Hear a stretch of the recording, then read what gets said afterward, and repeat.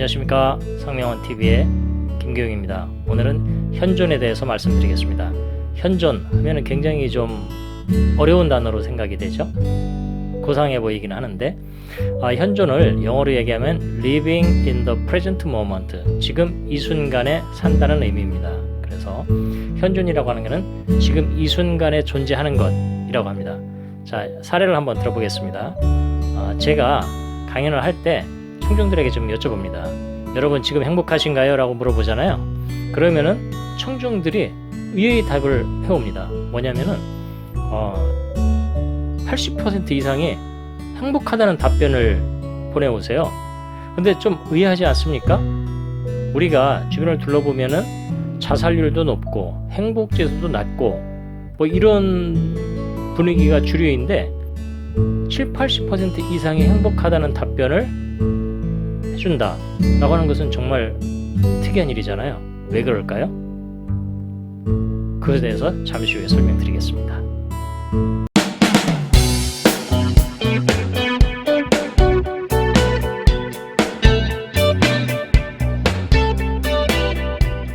네, 계속 이어가겠습니다. 방금 전에 말씀드린 것처럼 왜 많은 분들이 지금 행복하세요라고 물으니까 행복하다고 답변하셨을까요? 그것은 바로 그분들이 현존했기 때문입니다. 현존. 자, 다른 사례를 한번 말씀드리겠습니다. 제가 친구를 만났습니다. 그래서 친구랑 커피를 한잔 하면서 물어봅니다. 너 요즘에 좀 행복해? 괜찮아? 뭐 이렇게 물어보잖아요.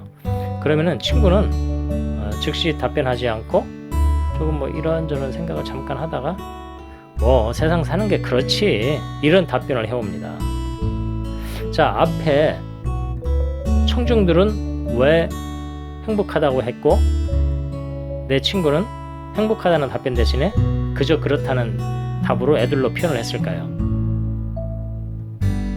그 차이는 청중들은 제가 여쭤봤을 때 그분들은 그 당장 답변을 해야 된다는 그런 그 판단을 하셨을 겁니다. 왜냐하면은 공식적으로 오고 가는 대화이기 때문에 이렇게 개인적으로 만났을 때처럼 느긋하게 생각할 틈이 없다고 생각을 하신 거죠. 그래서 그 순간 잠깐 생각을 하신 겁니다. 내가 지금 행복한가?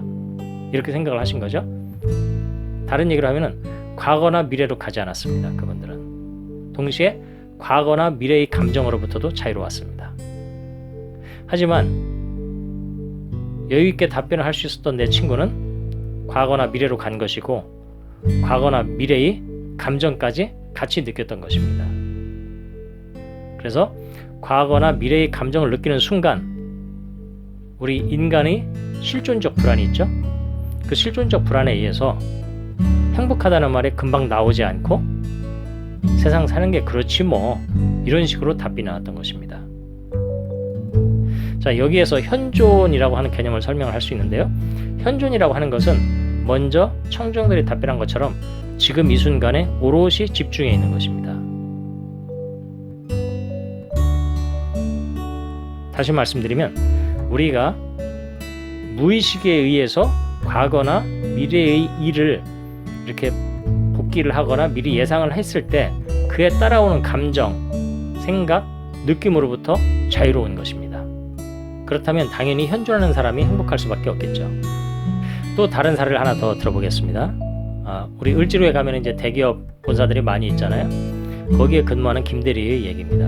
김대리가 박 팀장으로부터 업무 지시를 받았습니다. A 제품에 문제가 있으니까 그 A 제품에 대한 해결 방안을 한번 작성해보라 이렇게 얘기를 했습니다. 그래서 이제 김대리가 그 일에 착수를 했겠죠. 그래서 김대리가 보니까 이 일을 좀 빨리 맞추어서 좋은 평가를 좀 받고 싶다는 생각을 했습니다. 그래서 그 일을 밤 11시까지 막 해댑니다. 데이터도 가져오고 자기 의견도 가져오고 추진 계획도 가져오고 뭐 이렇게 해서 그것을 해서 이제 나름대로 완벽하게 서류를 작성해서 이제 준비를 해놓고 밤 11시 넘어서 늦게 지하철 타고 집으로 갑니다. 다음날 아침 출근을 하자마자 김대리는 박 팀장에게 갑니다. 팀장님, 어제 말씀하신 거 여기 준비해 왔습니다. 이렇게 이제 의기양양하게 얘기를 했는데 박 팀장이 의외로 차갑게 김대리, 이게 뭐야? 플랜 B가 빠졌잖아. 플랜 A가 안 되면 그걸 대신할 플랜 B도 있어야지. 일을 좀 치밀하게 좀 해봐. 이런 얘기를 한 겁니다. 자, 이 상황에서 김대리의 머릿속에 스쳐가는 생각은 어떤 생각이 있을 수 있을까요? 1번, 어젯밤에 그렇게 늦게까지 해서 일을 했는데 칭찬 한마디 없이 뭐 가서 보완해오라는 아주 그 딱딱한 말투, 그 얘기만 하고 말았어야 되나? 좀 격려 좀 해주면 안 되나? 이런 생각을 했을 수 있고요. 두 번째는, 알겠습니다 팀장님, 제가 가서 플랜 B를 마저 보완을 해가지고 빨리 보고를 올리도록 하겠습니다 라고 하는 방법이 있죠. 자, 여러분이 봤을 때 이 둘 사이의 차이는 어떤 차이가 있다고 보십니까? 자, 1번은 김대리가 예상했던 박 팀장의 반응과는 완전히 거리가 있는 것이죠. 김대리는 박 팀장으로부터 우호적인 격려의 말을 기대를 했습니다. 그런데 박 팀장으로부터 돌아온 것은 차가운 업무에 대한 지적이었죠. 자, 그랬을 때 김대리의 무의식은 불안감을 느낍니다. 편안하지 못한 상태거든요. 그렇기 때문에 김대리의 무의식은 김대리의 의식에 짜증과 서운함을 올려보냅니다. 그러면은 김대리의 의식에는 순간적으로 그게 감지가 되는 거죠. 이 얘기는 뭐냐면은 현존에서 벗어났다는 거예요. 현존에서는 무의식이 개입하지 않습니다. 그런데 현존을 벗어나는 순간 무의식이 개입함으로써 감정이 일어난 것이죠. 그것도 원치 않는 감정.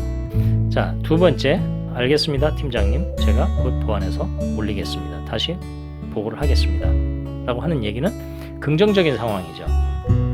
이 경우는 현존했다는 겁니다.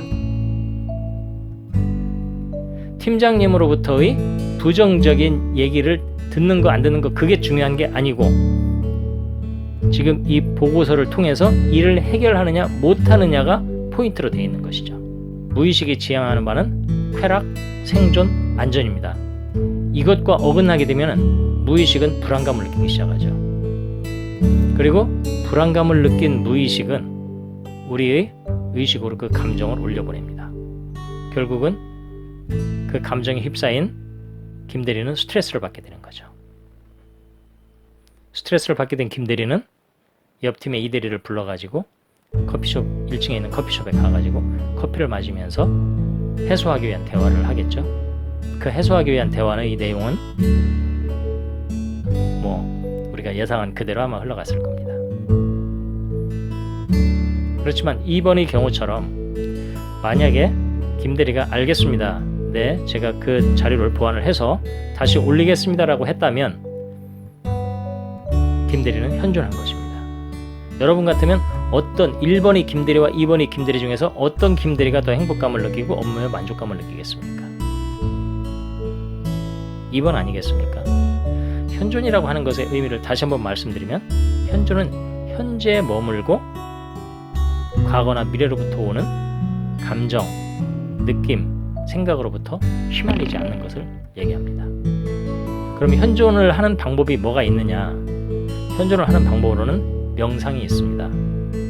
명상의 가장 큰 특징은 무의식으로부터 올라오는, 또는 에고라고 표현을 하는데요, 에고로부터 올라오는 감정이나 생각, 느낌으로부터 자유로워지는 것을 연습하는 것입니다.